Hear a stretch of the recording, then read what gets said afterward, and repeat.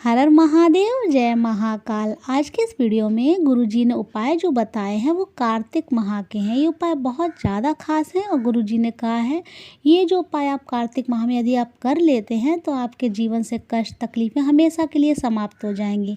तो चलिए हम आपको बताते हैं पहला उपाय। जो पहला उपाय है, यदि आपके जीवन में बहुत ज़्यादा संकट है, बहुत ज़्यादा कष्ट हैं, एक कष्ट समाप्त हो रहा है, दूसरा तकलीफ़ें बढ़ती ही जा रही हैं, परेशानियाँ बहुत ज़्यादा हैं, तब आपको ये उपाय करना है। जब आपको लग रहा है परेशानियाँ बहुत ज़्यादा हैं तो आपको क्या करना है, इस उपाय में आपको एक तो सबसे पहली बात, ये उपाय आपको सोमवार के दिन करना है। ध्यान रखिए, सोमवार के दिन आपको ये उपाय करना है। कार्तिक मास के जो भी सोमवार पड़े, जितने भी आपको सोमवार जो भी पड़े कार्तिक माह में, आपको सोमवार के सोमवार ये उपाय करना है। और ये उपाय आपको करना प्रदोष काल में है। इस उपाय में आपको क्या करना है, आपको एक दीपक लेना है। आपको मिट्टी का एक दीपक ले लीजिए, उसमें आपको गोल 2 बाती डालनी है। ध्यान रखिए, आपको गोल बाती ही डालनी है, लेकिन 2 बातियाँ रख देनी है एक ही दीपक में, और गाय माता का देसी घी उसमें भर देना है। ठीक है, आपको ध्यान रखना है, कोई 2 बातें आपको स्पेशली बनानी नहीं है कि आप लंबी वाली बनाइए या उसे क्रॉस में रखिए, नहीं। आपको 2 गोल बाती आपको एक ही दीपक में रख देनी है और गाय माता का देसी घी डालना है उस दीपक में। और 1 चावल का दाना ले लेना है, साबुत चावल का दाना होना चाहिए। और 1 लोटा आपको जल ले लेना है। जल में आप चाहें तो थोड़ा सा गंगा जल मिला लीजिए। ये सब सामग्री लेकर आपको सोमवार के दिन शाम के समय आपको जाना है बेलपत्री के पेड़ के नीचे। बेल वृक्ष के पेड़ के नीचे जाइए और सबसे पहले उत्तर दिशा की तरफ मुख कर लीजिए अपना। ध्यान रखिए, उत्तर दिशा की तरफ आपको अपना फेस कर लेना है। और वो जो 1 लोटा आप जल लेकर गए हैं, उस जल को आपको कुंदकेश्वर महादेव के नाम का स्मरण करते हुए आपको वो जल बेलपत्री के वृक्ष में समर्पित करना है। किसका नाम? कुंदकेश्वर महादेव के नाम का स्मरण करते हुए। ये आपने कर लिया। उसके बाद आपको क्या करना है, जो आप 2 बत्ती का दीपक लेकर गए, यानी जो 2 गोल बाती आपने दीपक में रख रखी हैं, उस दीपक को प्रज्वलित करना है बेल वृक्ष के नीचे अपनी मनोकामना बोलते हुए। ये ध्यान रखिए, जब भी आप दीपक प्रज्वलित करें तो आप साथ में कुछ गेहूं के दाने, चाहे चावल के दाने, चाहे बाजरा, कोई भी जो अनाज है, जौ के दाने, वो ज़रूर लेकर जाइए। कभी भी कहीं भी आप दीपक जलाएं, चाहे मंदिर में, चाहे किसी वृक्ष के नीचे, तो पहले उन चावल के दानों को या जो भी अनाज आप लेकर गए उन दानों को रखिए। उसे आसन कहते हैं। उस आसन के ऊपर आपको वो दीपक प्रज्वलित करना है। हमेशा आप कोई भी उपाय करें, अगर दीपक का कोई उपाय है तो नीचे आप आसन रखिए, यानी वो दाने डालिए, उसके बाद वो दीपक प्रज्वलित कीजिए। तो आप अनाज ले जाना ना भूलें, कुछ ही दाने आप ले जाइए अनाज, लेकिन लेकर जाइए। उसे रखकर आपको वो दीपक अपनी मनोकामना बोलते हैं, जो भी आपके कष्ट हैं, जो भी तकलीफ़ें समाप्त नहीं हो पा रहे हैं, उसके लिए आपको प्रार्थना करनी है। और अपना नाम और गोत्र बोलकर वो दीपक आपको प्रज्वलित कर देने हैं। जो दोनों बत्तियां आपने हैं वो आपको जला देनी है। उसके बाद सबसे लास्ट में जब आप वहाँ से चलें बेल वृक्ष के नीचे से, तो आप वो जो 1 चावल का दाना लेकर गए हैं, वो चावल का दाना आपको उसी दीपक में डाल देना है अपनी मनोकामना बोलते हुए। तो ये उपाय आपको कार्तिक मास में सोमवार के दिन करना है और प्रदोष काल में करना है। जितने भी आप सोमवार कर सकें उतने सोमवार आप कार्तिक मास के अवश्य कर लीजिए। ये तो एक उपाय हो गया। दूसरा उपाय बताया है गुरुजी ने, यदि आपके शरीर में कष्ट बहुत है, तकलीफ़ें बहुत हैं, बहुत ज़्यादा कष्ट रहता है, दर्द रहता है शरीर में, तो आपको ये उपाय करना है। इस उपाय में आपको क्या करना है, आपको 1 लोटे में जल लेना है। तांबे के लोटे में आपको अपने किचन से जल भर लेना है, क्योंकि गुरुजी बताते हैं कि जब भी आप कोई उपाय करें या आप शिव जी के मंदिर जाएं जल चढ़ाने, तो आप अपनी बाल्टी जो भी किचन में रखी रहती है उससे आपको जल लेना है। चाहे आप आरओ रखते हों या मटका या बाल्टी जो भी रखते हों, हमेशा जल उसी से ही लें।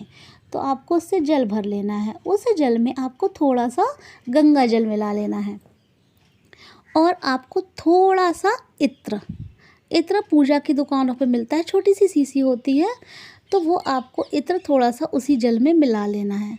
ये जो जल है, इत्र और गंगा जल वाला जो जल है, इसे लेकर आपको शिव मंदिर जाना है सोमवार के दिन। ये उपाय आप सुबह भी कर सकते हैं। आप जाएं, मंदिर जाएं और वहाँ जाकर आपको उत्तर दिशा की तरफ मुख करके खड़े होना है। और ये जो जल है इत्र वाला और गंगा जल वाला, इस जल को आपको शिवलिंग के ऊपर श्री शिवाय नमस्तुभ्यम या ओम नमः शिवाय का जाप करते हुए आपको शिवलिंग के ऊपर समर्पित कर देना है। और जब जलाधारी से नीचे गिरे तो आप, यदि आप कोई दूसरा पात्र ले गए हैं तो वो लगा दीजिए, वरना आप जिस पात्र से आपने जल चढ़ाया है उसमें भी वो जल ले सकते हैं। और वहीं शिव जी के पास आपको उस जल का आचमन कर लेना है। लेकिन ये ध्यान रखना है, ये उपाय जिस भी सोमवार से आप करेंगे, ध्यान रखिए इस उपाय को आपको जिस भी सोमवार से आपने स्टार्ट किया है तो उसके बाद लगातार, यानी जैसे सोमवार को आपने स्टार्ट किया तो फिर मंगल बुध बृहस्पति, इस तरीके से आपको लगातार 7 दिन तक ये उपाय करना है। मंदिर जाना है, इत्र और गंगा जल डालकर अपने जल में, और वहाँ जाकर वो जल चढ़ाना है भगवान को। और उसके बाद वो जल आपको थोड़ा सा लेकर आचमन कर लेना है, यानी पी लेना है वहीं शिव जी के सामने। ये उपाय करने के बाद गुरुजी कहते हैं बहुत खास उपाय है, और इस उपाय के बाद जो भी आपके शरीर में कष्ट हैं, जो भी तकलीफ़ें हैं, वो समाप्त हो जाएंगे। एक तीसरा उपाय गुरुजी ने बताया है, ये भी आपको सोमवार के दिन ही करना है। इस उपाय में आपको क्या करना है, ये उपाय है धन वृद्धि के लिए। यदि आपके जीवन में धन की कमी है, धन संपदा नहीं आ पा रही है, नौकरी हो चाहे व्यापार हो, कोई कारोबार हो, या कोई भी किसी भी तरीके का कुछ भी आपका काम हो, लेकिन आप धन नहीं आ पा रहा है, आप मेहनत कर रहे हैं, तो ये उपाय आप अवश्य कीजिए। कार्तिक माह का सबसे खास उपाय है।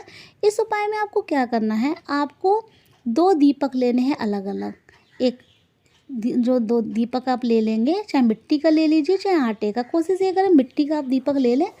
और उसमें आपको क्या करना है, आपको गाय का देसी घी डालकर दोनों दीपकों में आपको एक एक गोल बाती डालनी है। गोल बाती का आपको दीपक लेना है। गोल बाती का आप दीपक ले लीजिए और उसमें आपको गाय का देसी घी भरना है। पूजा के लिए आप हमेशा कोशिश यही करें, गाय का दूध, गाय का दही और गाय का घी इस्तेमाल करें। 2 दीपक आप तैयार कर लीजिए। और प्रदोष काल में शाम के समय, ध्यान रखिए, शाम के समय आप दोनों दीपक लेकर बेल वृक्ष के नीचे जाइए और वहाँ जाकर एक दीपक आपको बेल वृक्ष के नीचे चढ़ा देना है। आपको एक दीपक आपको बेल वृक्ष के नीचे प्रज्वलित करना है। अपनी मनोकामना बोलते हुए, जो भी आपकी नौकरी की, व्यवसाय की जो भी समस्या चल रही है उसके लिए आपको प्रार्थना करनी है, नाम और गोत्र बोलना है अपना, और वो दीपक आपको प्रज्वलित कर देना है। और जो दूसरा दीपक है, जब आप बेल वृक्ष के नीचे एक दीपक आपने जला लिया और फिर दूसरा दीपक आपको लेकर जाना है शिव मंदिर। वहाँ जाकर जैसे ही आप एंटर करेंगे, मंदिर में प्रवेश करेंगे, तो प्रवेश करते समय चौखट पर, मंदिर की चौखट पर जिधर आपका सीधा हाथ पड़ेगा उधर आपको वो दीपक चौखट पर प्रज्वलित कर देना है। गुरुजी कहते हैं कि शिव महापुराण में कहा गया है, जो भी सोमवार के दिन देसी गाय का जो देसी घी होता है उसका दीपक एक बेल वृक्ष के नीचे जलाता है और एक मंदिर की चौखट पर, शिव जी के मंदिर की चौखट पर जला देता है, उसके जीवन में कभी भी धन की कमी नहीं होती।